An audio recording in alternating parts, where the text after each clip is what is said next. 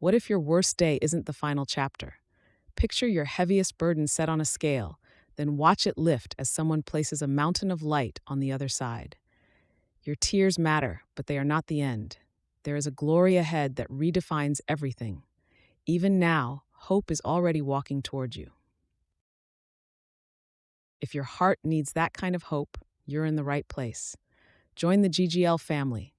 Tap subscribe, like this video if it lifts your eyes, share it with someone who's weary, and tell us in the comments where you're waiting for a breakthrough. We read every story and pray with you. Your voice strengthens others. Today, we're opening a window into a promise that carried the early church through fire and famine, and it can carry you through doctor visits, unpaid bills, and lonely nights. Here's how that hope sounds. Romans 8:18.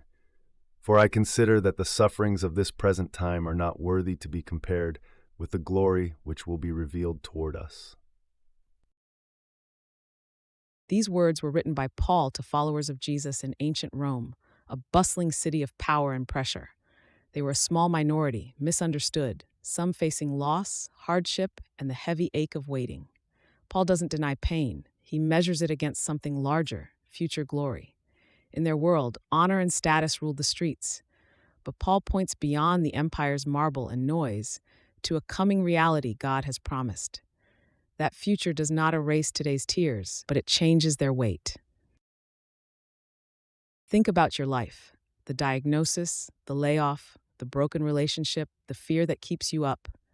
According to this promise, none of it can outweigh what God will reveal. This teaching invites us to lift our eyes, to breathe, and to wait with courage.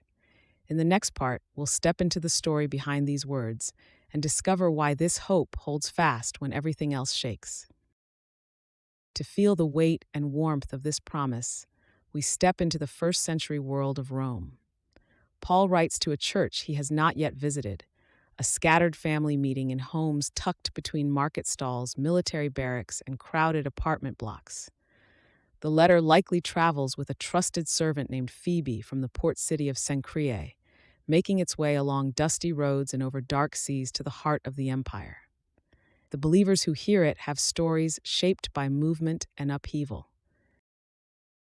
Some are Jewish followers of Jesus returning to Rome after an earlier imperial order forced them out. Others are Gentiles who turned from idols to the living God. There are artisans and day laborers, wealthy patrons and household servants, women who lead and host, men who serve and teach. They gather around small tables, break bread, pray, and listen. In that room, the city's noise keeps pulsing. The emperor's face is on their coins. Soldiers march past the door. Neighbors whisper. Faith carries a cost. Some have lost business because of their new allegiance. Some feel family walls go up. Many know the sharp edges of poverty, sickness, and the daily grind. Paul writes into that pressure, naming what everyone can feel. The present time brings suffering, but he also lifts their eyes beyond the press of the moment. His words in Romans 8:18 are not theory from a classroom. They come from a man who has been shipwrecked, beaten, jailed, and yet still sings. He is anchored by a larger horizon. He wants the church in Rome to see it too. Rome knows the language of glory better than any city on earth. Marble arches celebrate military victories. Triumph parades roll through streets with banners high and captives low. In this culture, honor sits at the top, shame at the bottom, and your life is graded in public. The gospel enters that world and flips the scoreboard. In Paul's letter, glory is not a medal a general pins to his chest. It is the shining future God promises to his children. It is the unveiled beauty of a restored creation and a redeemed people. And suffering is not a sign that you have failed. It is often the road God walks with you, hand in hand, toward that future. Paul has been building to this in the letter. He starts with the human problem. Everyone falls short, and moves steadily toward the gift. God makes a way in Jesus. By the time we reach chapter 8, the tone swells like music. No condemnation, new life. God's Spirit alive within. Family language fills the room. Adopted, children, heirs. That family language lands with special force in Rome's house churches. In a city where many wear the chains of slavery and others carry the fear of losing status, Adoption is not an abstract picture. It means belonging. It means a name and a future you could never secure on your own. Against that background, Paul speaks of present trouble and future glory with steady calm. He is not minimizing pain, he is measuring it next to a coming weight of joy that will make sense of everything. Within the story of Romans 8, the sentence at the center of our focus serves like a doorway. Just before it, Paul talks about what it means to be God's children and to share in the life of Christ. Just after it, he paints a wide canvas. Creation itself is groaning like a mother in labor, longing for the day when everything broken will be made right. Hope stands in the middle. It looks forward. It waits. It breathes in the dark and refuses to go out. The Spirit helps us when we do not know what to pray.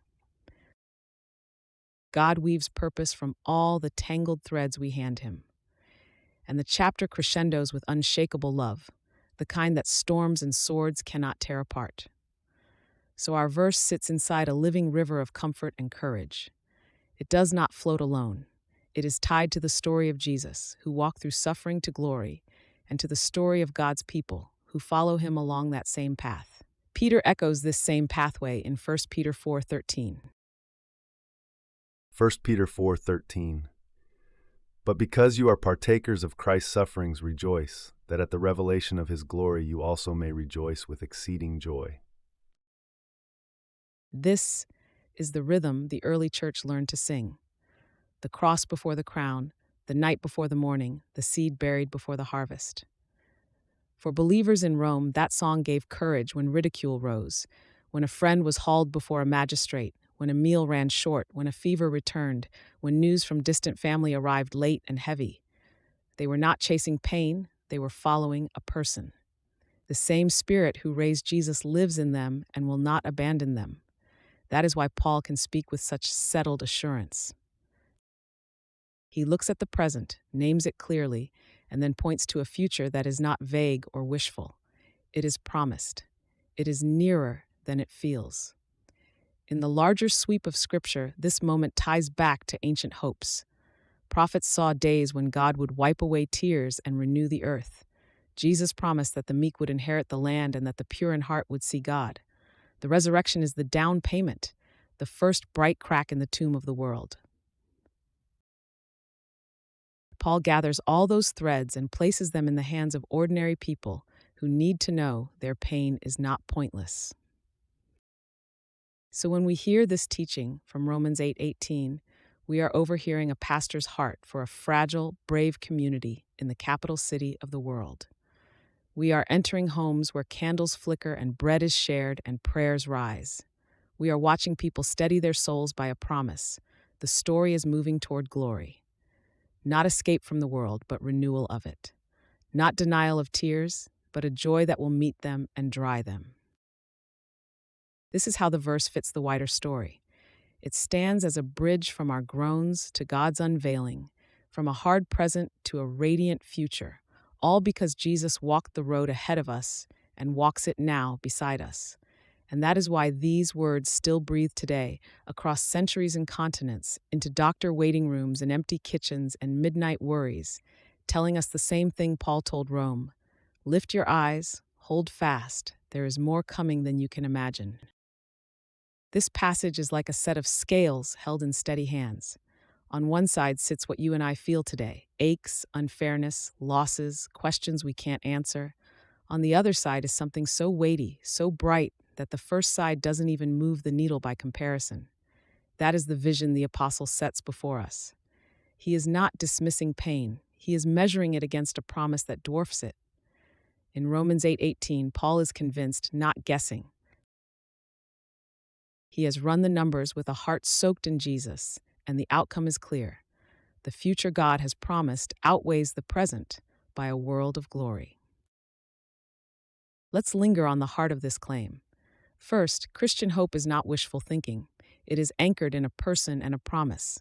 The person is Jesus, the one who suffered and rose. The promise is that what happened to him is the pattern for us who belong to him. Suffering is real, but it is not the last chapter. Glory is coming.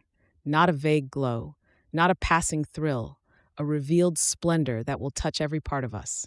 It is personal. It will be revealed to God's people. Your story and God's glory will meet face to face. That means the future is not an escape from being human, it is the full healing and flowering of it. Second, this hope changes how we see our trials now. It reframes the present. Pain does not disappear, but it no longer defines you. In Christ, hardship becomes seed planted, not stone thrown. God uses what hurts to shape us, steady us, and set our eyes ahead. That is not cruelty, it is skillful love. A master potter works the clay. A gardener prunes for fruit. A coach trains for endurance. None of this feels easy, but it is purposeful. The Spirit who lives in us is like a down payment from the future. He whispers, "Hold on. The best is not behind you." This teaching is not isolated. The whole arc of Scripture supports it. Listen to Paul's words in 2 Corinthians. 2 Corinthians 4:17. For our light affliction, which is for the moment, works for us more and more exceedingly an eternal weight of glory. He is not denying pain. He is setting it on a scale. The words are careful. Affliction is real, but it is also for the moment. Glory is real, and it is eternal. The comparison is not about feelings, it's about duration and destination. Paul is saying what Romans 8:18 says in another key: what hurts now cannot compete with what God is bringing. Think of Jesus himself. He faced the cross with joy set before him, looking beyond the shame to the joy of the Father's smile and our salvation. That is the path he marked out for us.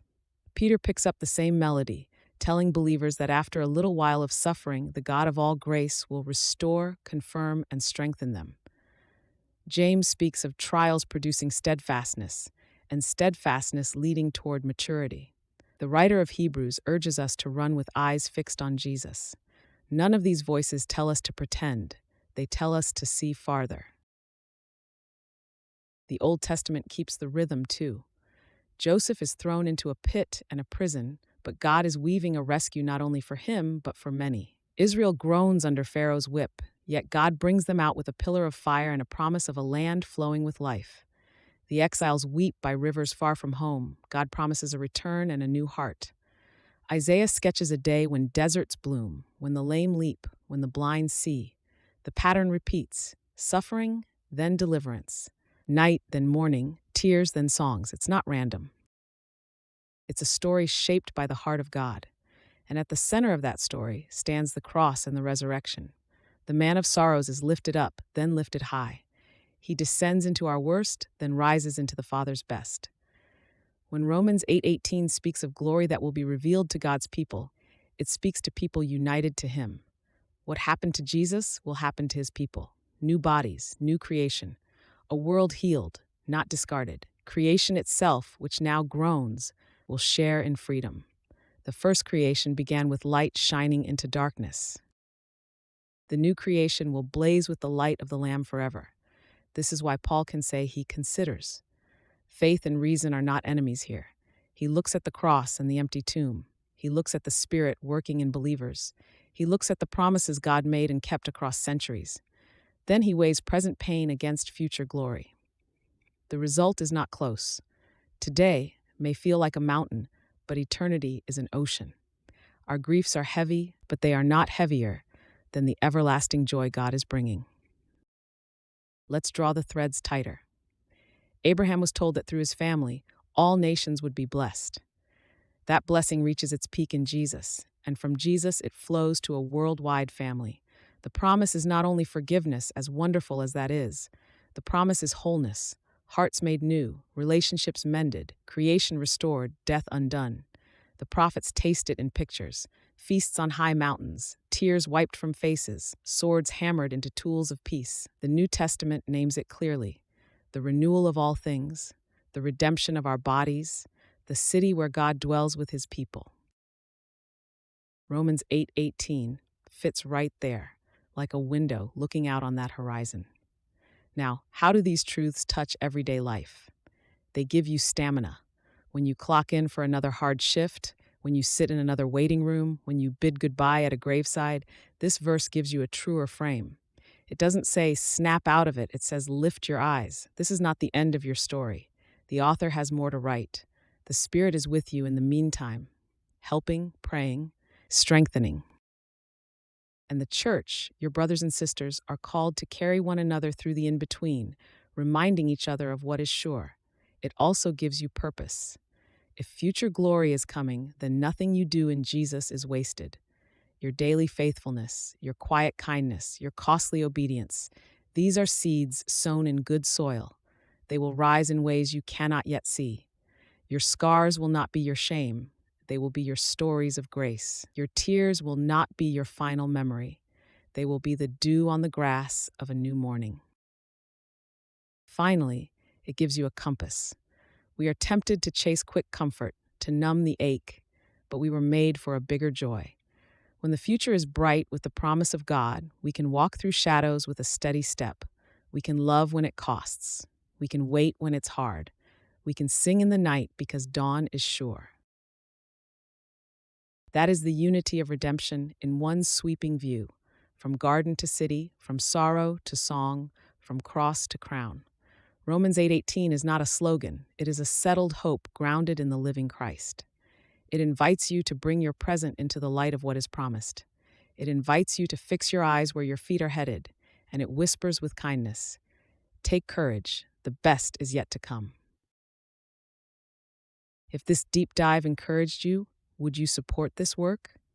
Subscribe, like, drop a comment with your thoughts, and share this video with a friend. Your engagement helps us keep shining the message of hope. When pain wakes you before the alarm, this teaching gives you a way to stand. It does not deny the hurt. It sets your eyes on what is coming. Romans 8:18 points your vision past the bruise of now to a future weight of beauty with God. So start here today. Name what hurts out loud to the Lord, then answer it with hope. Say, "This is hard," and it will not have the last word. That simple practice trains your heart to look beyond the storm to the shore. Now take patient steps. Patience is not passive, it is strength under the yoke. Choose one faithful act that fits your season. If energy is low, fold one shirt, send one kind text, wash one dish. Call it a seed, plant it with a whispered prayer. God used this small obedience. Seeds look small, but they point to a harvest you cannot yet see. That is how hope behaves. It acts today because there is a tomorrow with God. Reframe your inner talk. When the ache shouts, tell yourself, "This is not the whole story." Repeat it when the bill arrives, when the answer is no, when the room feels empty. Not the whole story. Your story includes a coming chapter called glory. That word is not glitter. It is God's nearness, God's likeness, God's joy filling everything. Let that promise sit beside your pain at the table. Pain may speak, but hope calls the final vote. Make a small ritual of future focus. Put a sticky note where you see it often that says, "Glory ahead." Set an alarm at noon with a 2-line prayer. Glory ahead, strength today. Read it, breathe in, breathe out. Smile, even if it is through tears. You are practicing the posture of heaven-bound people. Guard your inputs. If doom scrolling fuels dread, set a time limit and replace 5 minutes with a promise review. Write Romans 8:18 on a card and keep it in your pocket. When worry surges, touch the card and remind your heart that the math of eternity outweighs the numbers on today's page. You are not lying to yourself. You are measuring with the right scale.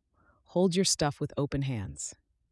Some of the earliest believers lost homes and jobs, yet they carried a quiet joy because they held a better treasure that could not be seized.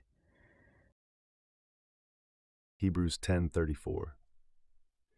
For you both had compassion on me in my chains, and joyfully accepted the plundering of your possessions, knowing that you have for yourselves a better possession and an enduring one in the heavens. Let that future certainty reshape how you hold your stuff and your status today. Share what you have. Give something away on purpose this week. It might be money, a meal, a ride, or your attention. Each act says, "My best treasure is safe with God." Suffering loosens the grip of lesser things. Hope helps your hands open without fear. Build a simple response plan for flare-ups of pain. Use 3 breaths, 2 truths, 1 next step. 3 slow breaths to settle your body. 2 truths spoken out loud. God sees me. Glory is ahead. 1 next step within reach. Text a friend, walk to the mailbox, drink water, open the Psalms. This keeps you from sinking into freeze. Small steps are not small when you are hurting. They are victories. Invite others into your waiting. Send a message to a trusted friend and say, "It is a heavy day. Please remind me of our hope." Ask a leader or mentor to check in weekly. Join a group that prays. You do not need to be fixed to be loved. You need to be carried sometimes, and you will take your turn carrying others. That is how the family of God moves through the valley with steady feet. Let Sunday shape your week. Treat worship as a weekly rehearsal of the future. Sing like you are warming up for forever. Listen for one promise to carry into Monday.